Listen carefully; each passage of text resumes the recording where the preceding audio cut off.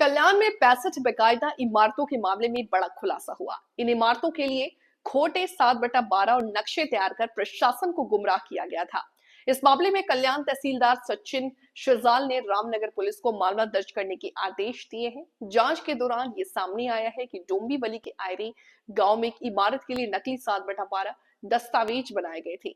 इस घोटाले में बिल्डर और दस्तावेज तैयार करने वालों की संलिप्तता उजागर हुई है। कल्याण प्रांत कार्यालय की भी इस मामले में फसापूर्ण हुड़क हुई है। सूत्रों के मुताबिक कुछ दिनों पहले ठाकरे गुट ने इस मामले में कल्याण प्रांत के अधिकारियों से कुछ सबूत सौंपे थे, जिसके बाद जांच तेज हो गई। जांच के दौरान कई खोटे कागजातों का खुलासा हुआ, जिससे प्रशासन में हलचल मच गई।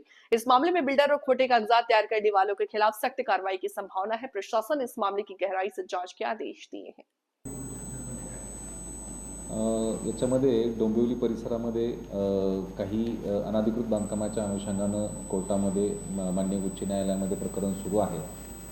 या अनुषंगाने अनेक तक्रारी आमच्याकडे प्राप्त झाल्या।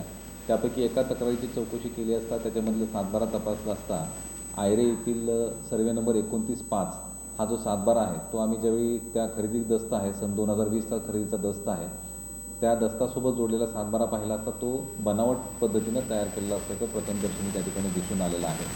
हा 15.5 गुंठे इतक्या क्षेत्रफळाचा 7/12 होता आणि तो भगोडदार वर्ग 2 धारणाधिकाराचा होता। तथापि त्यांनी तो फोर्ज करून 7/12 बनवला आणि तो 7/12 वर्ग 1 धारणाधिकार दाखवून त्या ठिकाणी त्याचं खरेदी दस्त झालेला आहे आणि या अनुषंगानं वरिष्ठ पोलीस निरीक्षक रामनगर पोलीस ठाणे यांना आम्ही गुन्हा दाखल करण्यात आम्ही पत्रव्यवहार केलेला आहे। आणखी काय असा प्रकार बघितला याच्यामध्ये आणखी आमची तपासणी सुरू आहे। काही दस्त आमची तपासणी आम्ही रेराकडून माहितीसुद्धा मागवलेली आहे की त्याच्यामध्ये अशा पद्धतीनं काही बोगस 7/12 जोडून काही परवानगी घेतल्या गेल्या आहेत किंवा कसं याची आमची तपासणी सुरू आहे आणि जसजसं याच्यामध्ये आम्हाला असे 7/12 किंवा इतर काही कागदपत्र महसूल विभागाचे खोटे दिले असतील असं आढळले तर त्याच्यावरती आम्ही गुन्हा दाखल करून कारवाई करणार आहोत।